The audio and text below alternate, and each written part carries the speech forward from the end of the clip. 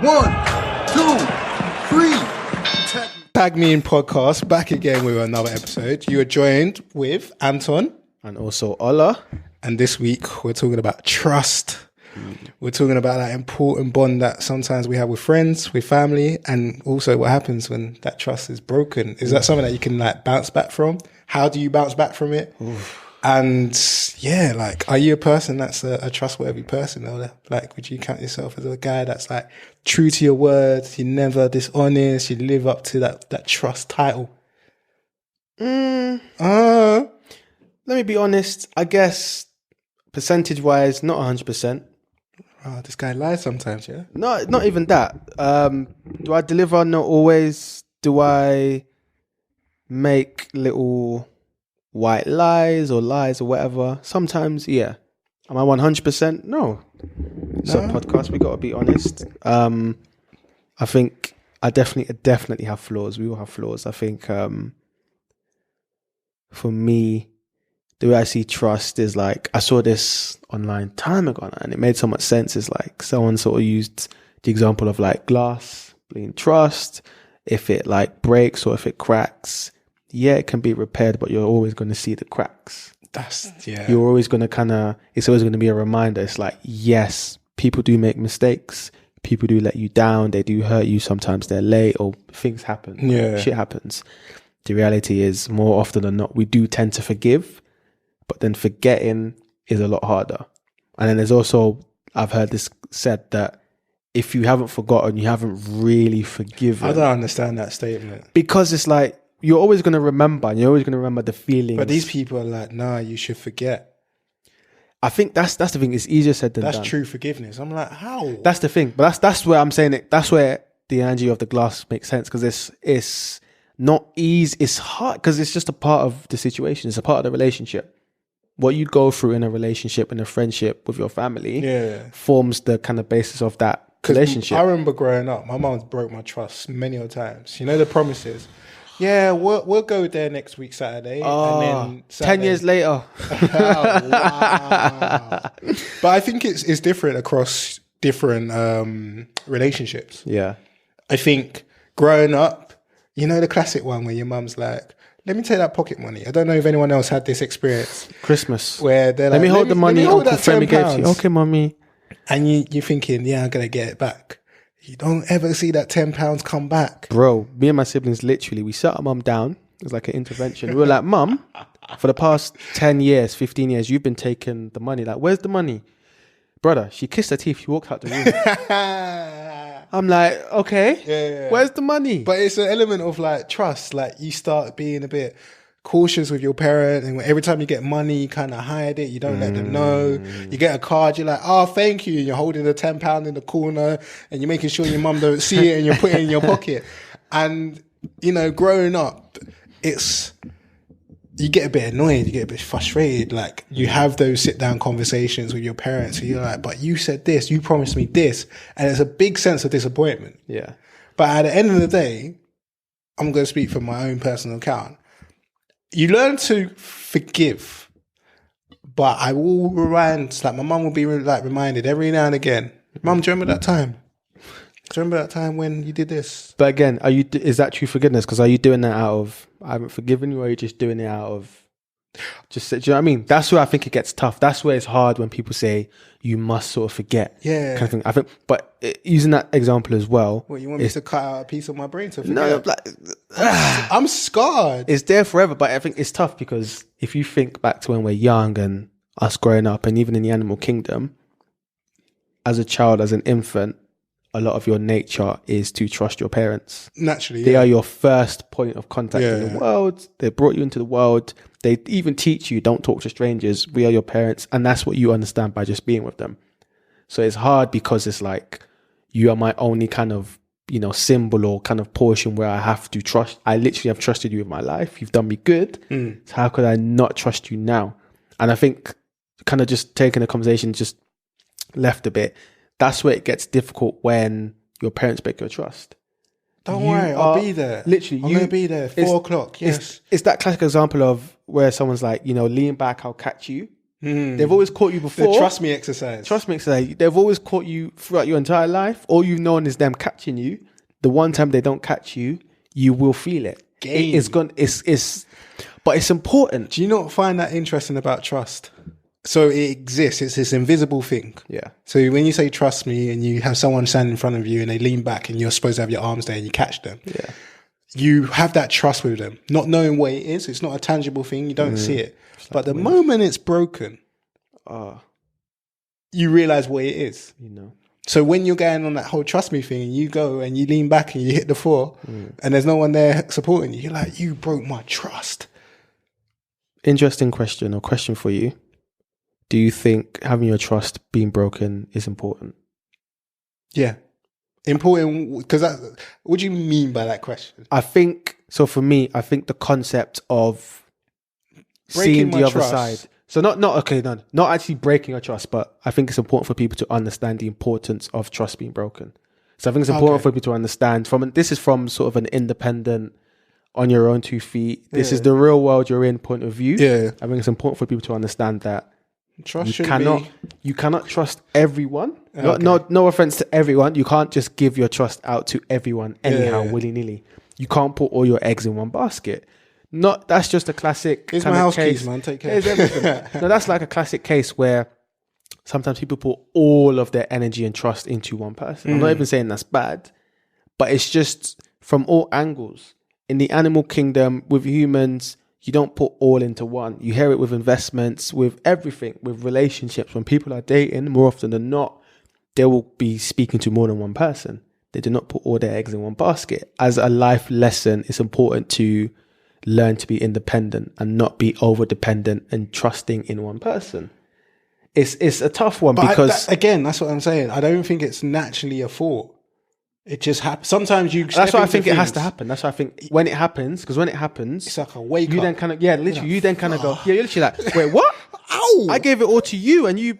But then again, it's like, actually, I shouldn't have. We never had that conversation. Maybe we never had that. Maybe I shouldn't have put it all in you because you've got your own to deal with. How could Your definition of trust may be completely different to someone else's? Yeah. Because some people will trust you with their kids. Some people will not trust you with their pencil that they don't use, literally. So I think it's important to have that awareness of trust.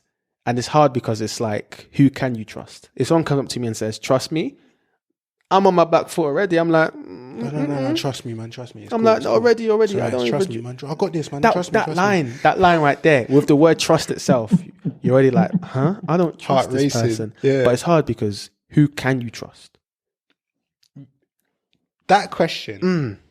No, I rate that because it goes on to this thing of like, I don't know how to describe it, but over time, there is a trust that is built. I don't know it's being built, but I'm giving trust. So over time. So then I'm maybe giving people certain pieces of information about myself because I'm trusting them. Yeah. The hard bit is, like I said, the moment that is broken, that's when you're like, oh, maybe I should have gave you my trust.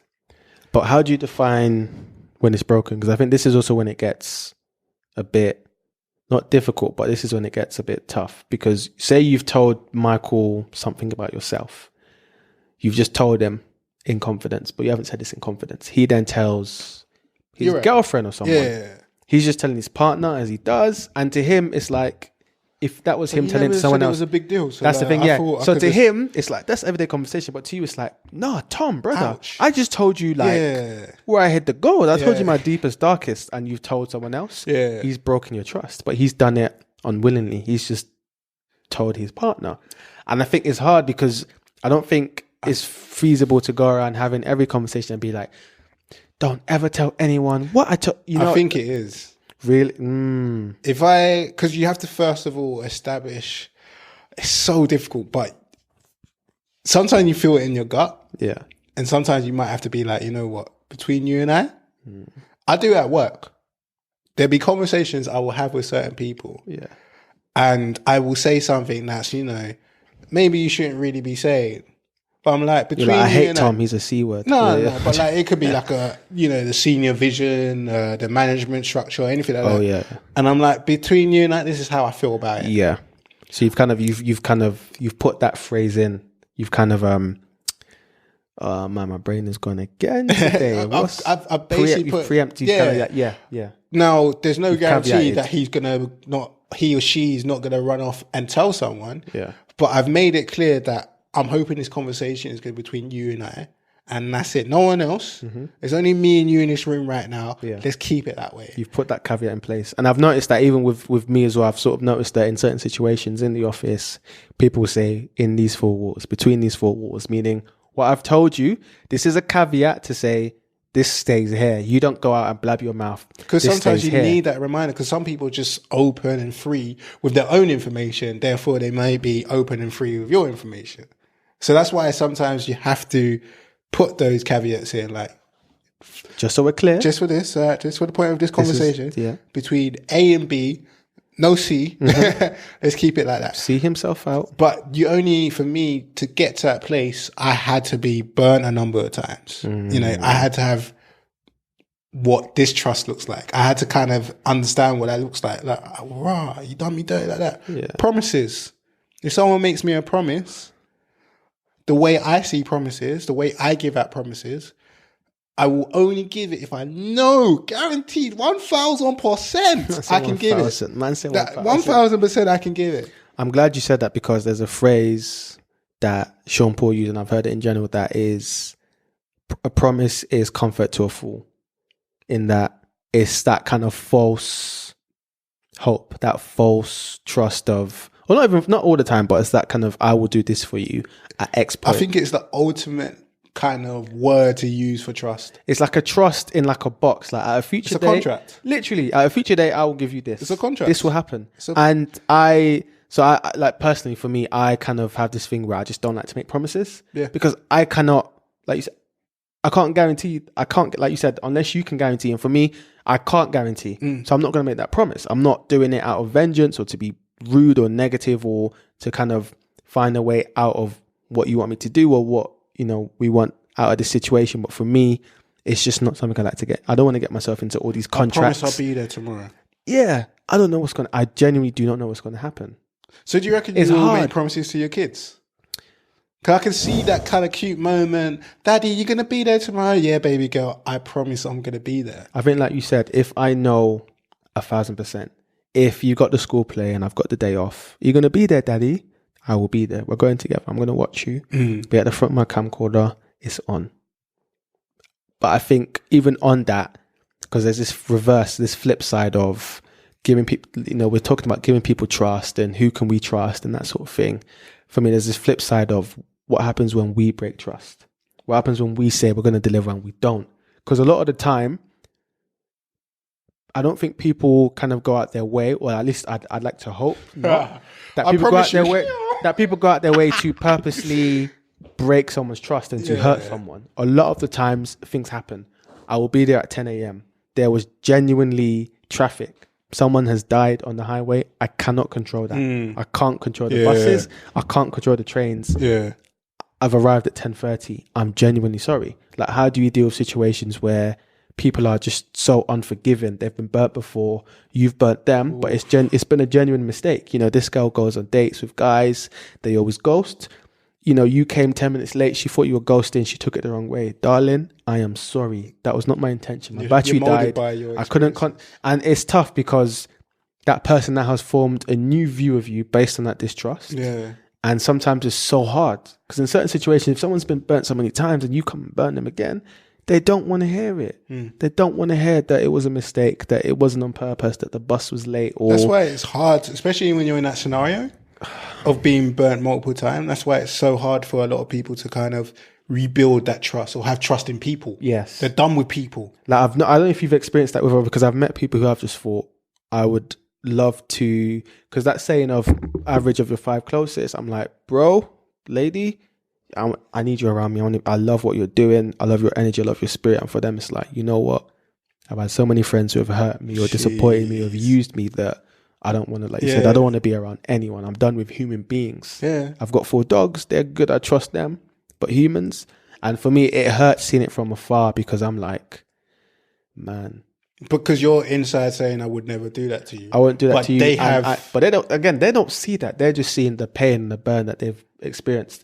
And it's tough because obviously we're talking about it from a friendship and a family perspective, but there's that angle from a relationship perspective. That's the biggest one. And that, to be fair, that's probably even worth a sort of separate episode. But just to kind of touch on that, you know, if you're in a relationship and all you've known is ex-partners who have cheated on you, abused you, you know, done gaslighting, it's just been negative in one way or another, and that's always been your experience, and you've seen maybe your mum or your dad experience that, you're gonna have a view. Like, you're gonna sort of feel a certain type of way. Like, just gonna protect yourself. So on that example of protection and all things in that realm, you know, I've seen some women on Instagram, sorry, not Instagram, on Twitter, sort of saying tweets like, "Good morning, men are trash."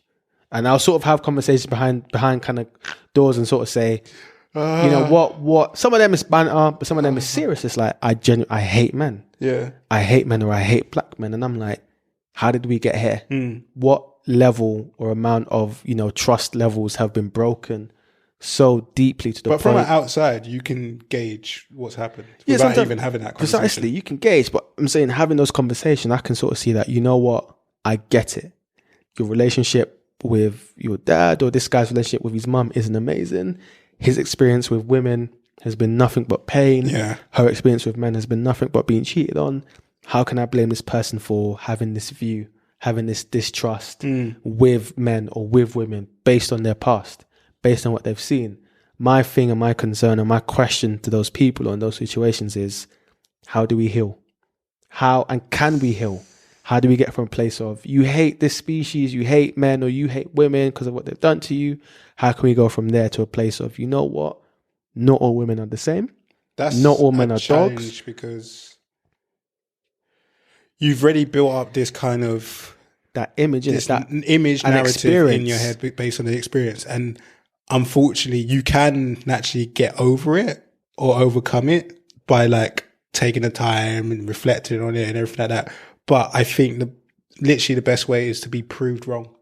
Because I was going to say, I think unless that's the point I was going to make, I'm sort of thinking, unless they are proved wrong with trust and evidence, I know, and it has to be, the thing is, it's sad because the damage it takes to, or the action it takes to cause that damage, probably 2 or 3 times the reverse has to be done. So if I break a woman's trust, let's say level 1, and a lot of other guys do it at level 1, for her trust to be regained, or for her to regain trust in men, it has to be paid back at like times 8, twice as long, as an example.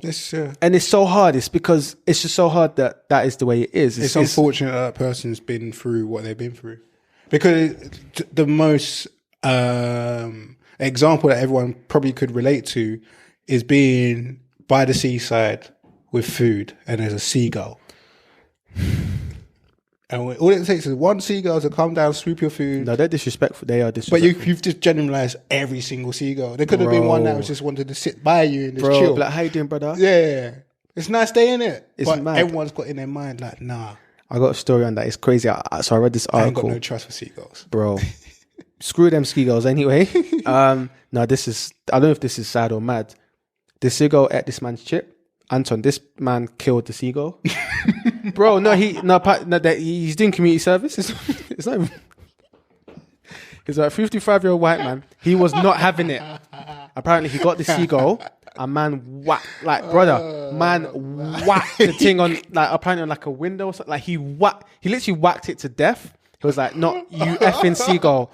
He was like, you effing seagulls. And he whacked it to death. And they were like, why? And he was like, they keep doing it. They broke his trust until he killed them. Chips, bro. Chips. Not even chips. One chip. One chip, no ketchup. Bro. That for me is the epitome or whatever the words. That's the max. That is the definition of a lack of trust, distrust. Yeah. He killed it. He had enough. Maybe year after year, taking his family to the seaside, chips, KFC, ice cream. He's like, I'm done. I'm taking one of you out. I'm done. To be fair, obviously we laugh about it, but I'm like, you must have genuinely been done. But that's what I mean. That's why I use it as an example, because there are people who have tried so many times, been burnt so many times that what more do you expect from them? Yeah. You know, they're done, they're finished, white flag. And you kind of was leading onto it that how do we feel when so if we made a promise to someone and we've failed, or we was going to get somewhere, or we told someone we was going to be there at 10, we arrive at 10:30, like we expect that person to forgive us. But knowing sometimes in reverse, if it was to happen to us, so we're waiting for that person, they said they're going to get there at 10, they get there at 10:30. We're like, how could you do this? Why didn't you leave your house early? And I think that's when it comes into sometimes realizing that humans are bound to make mistakes. Yeah. Especially if you're a good human and you're not doing it intentionally. You know, there are people who are, you know, sometimes they're not thinking about you and they will do action and they don't really care about the consequences, or they wasn't even thinking about you when they were doing their madness. That's them people, stay far away. Stay far away. You know, bad energy, stay far away. But there are genuine people who mistakenly do things, who may have got on the wrong bus, who may have went eastbound on the Central Line when they were supposed to go westbound. Yeah. And they ended up being 20 minutes late. It's hard. It's tough. To just literally be like, it's cool, because you've been waiting for 20 minutes. Yeah. But sometimes you just have to be like, boy, you kind of fucked up. It happens, yeah. Let's move. So, but on that point, how would you deal with, so say that example, you go in the wrong train, wrong direction, you realize you go back, you're 30, 40 minutes late, right? But this person, this friend you've been waiting to see the entire week, or let's even say, let's be crazy, the last month and a half, everyone's been late on this person. See? So you're at the end. So you're the equivalent of the seagull. You're the equivalent of the seagull that's been killed, right? She's like, everyone lets me down. She literally like has a meltdown, and she then just does not forgive you. How would you take that? There's only so much I can do. So if you use it like, you know what? Because for me, it's I'll have to explain myself. Yeah. Right? And then, but I mean, how do you feel about the fact that they've kind of gone, boy, if you're the last cross. You're like the kind of like, yeah. You were her last hope for not being late, and you were late, and she's like, I'm not forgiving you. She's tweeting about you, indirects. Are you going to try? Knowing that the person is not going to forgive you. What can you try? I'm sorry. Explain yourself, apologize, reach out again sometime down the line. Depending how much you rate the friendship, relationship, make a bit of effort. There's that whole issue as well. Like, I know naturally in my head, I'll be like, this is getting a bit too far. This person, I know that I could go to that person's yard and bring them chocolate and flowers and they may forgive me. But I'm thinking, but I made a mistake. Yeah. Now you're asking for too much. Yeah. That's my narrative in my head sometimes. Yeah. So I don't know. Yeah, no, I'm glad you mentioned that, because that's something I want to mention, which is there's limits on both sides. There's a limit of trust you can give out and dish out to people, and there's only so much you can trust people by. But at the same time, if you are in a situation where you have broken someone's trust, whether that's, you know, I doubt purposely, but let's say by accident, or things, because things happen, you know, things do happen. If it is by accident, I think there's a limit to how much you should take or can take. If someone's kind of not forgiving you for something so minor, that it shouldn't be such a big deal. It's not minor. But what if it's minor to you? It's minor to you. But I'm saying, that's what I'm saying. Like in that example, if you've been late and but then is that your fault though? Because you can't control the 100 other people that were late. Yeah, that's not. Why should you, like that seagull as an example? Is it that seagull's fault that all other 500 have been eating this man's chips, taking his hat, maybe taking his debit card? Do you understand? Like there's only, like you said, there's only so much you can. Hey, rest in peace, the seagull. CC? Yeah. Rest in peace, CC. I hope the chip was worth it. But there's only so much you can take. Like there's, you know, you barge into someone, they now want to fight. They've been barged 100 times, but that's not your fault. Why should you be held responsible for all of that?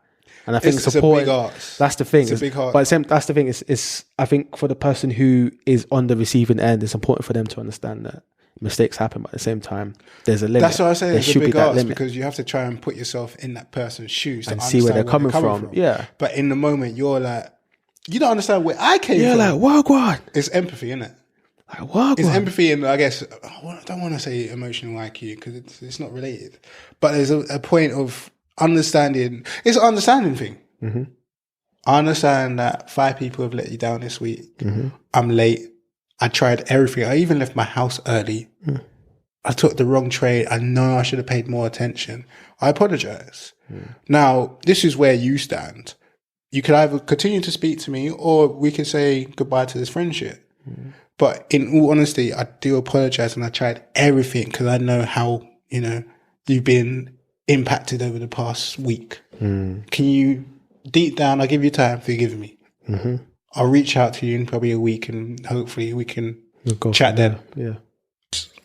I guess we'll just see how things move from that moment. Yeah. But one thing that I've got in my mind is, and it's a recent thing that happened to me.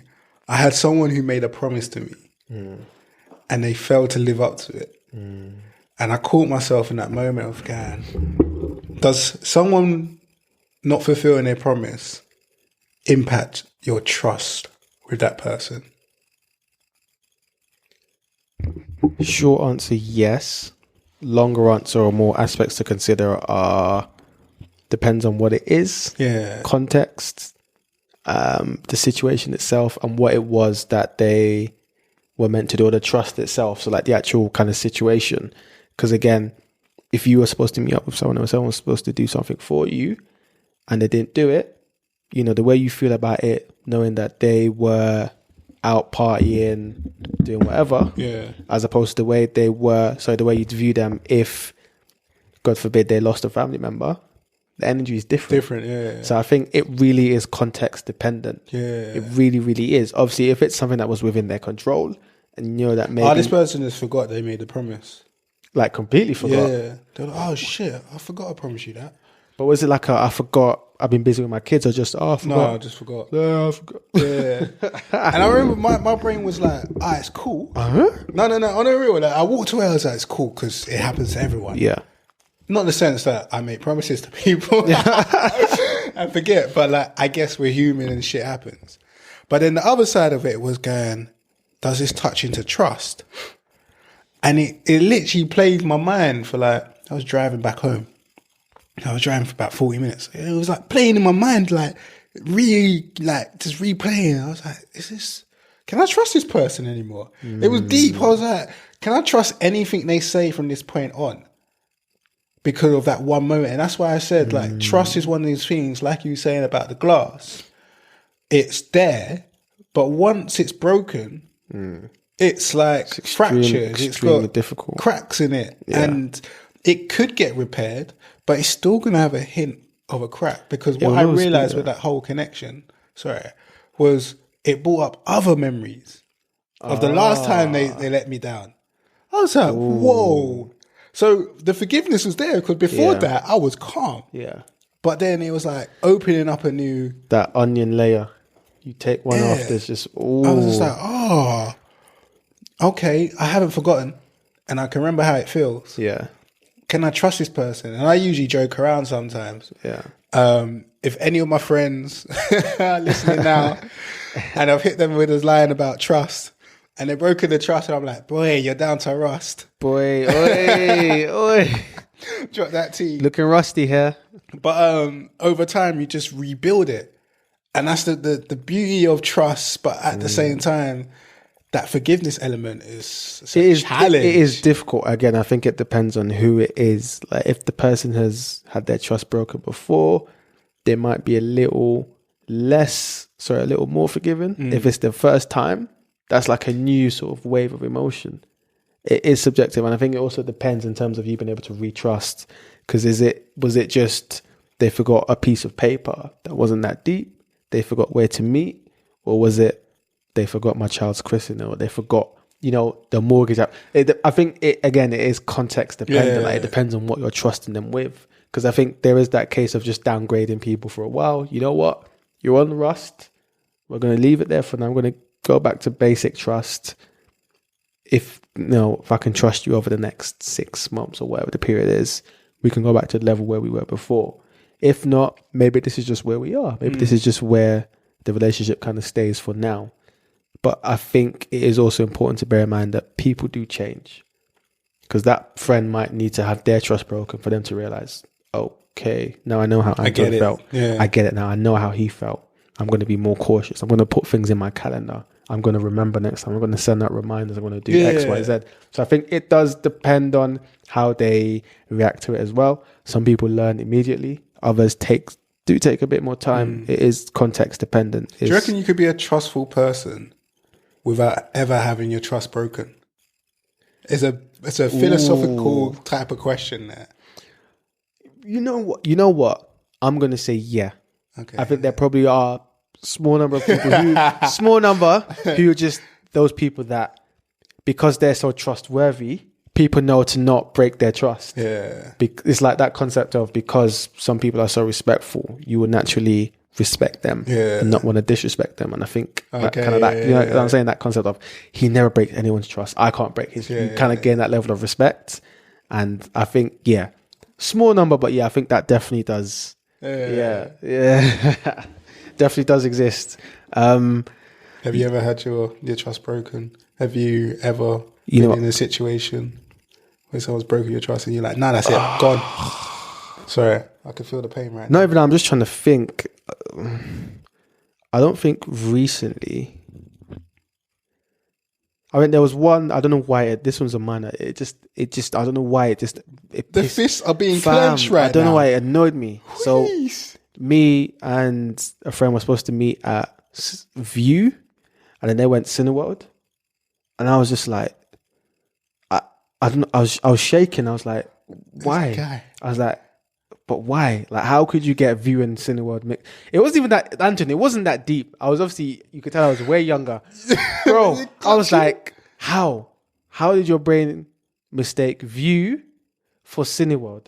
I don't even want to get into it too much, because even I'm just like, wow. I'm like, how did you get that mixed up? You haven't forgiven now? No, I forgive him. I'm like, but how? I'm like, haven't forgotten, yeah? I'm like, how? Nah, the crack. I'm like, but how you messed that up?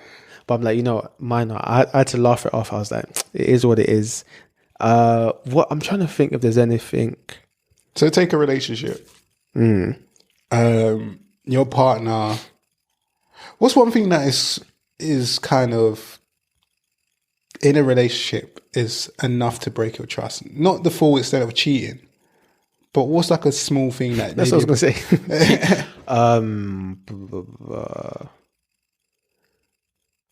I guess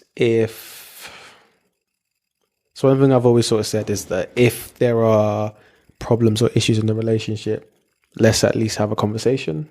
Like, I think I'd feel some type of way if the person was quick to tell everyone but me. Because sometimes on like TV or socials, they'll see like a dilemma where maybe a lady has a problem in a relationship and she'll tell everyone else. And it's sort of like, you're telling all these random people, but the only person who can actually do something about it is the guy you haven't told. So I'm like, just, what are you doing? Tell him. So in that situation, your partner is doing that. All this time you've been like, babes, everything cool? She's like, yeah, it's fine. And you're like, babes, like, seriously, like, just be open and honest. She's like, honestly, everything's fine. Then it comes out somehow.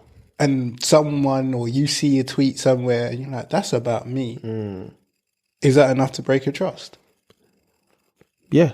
Yeah? Because you've been dishonest.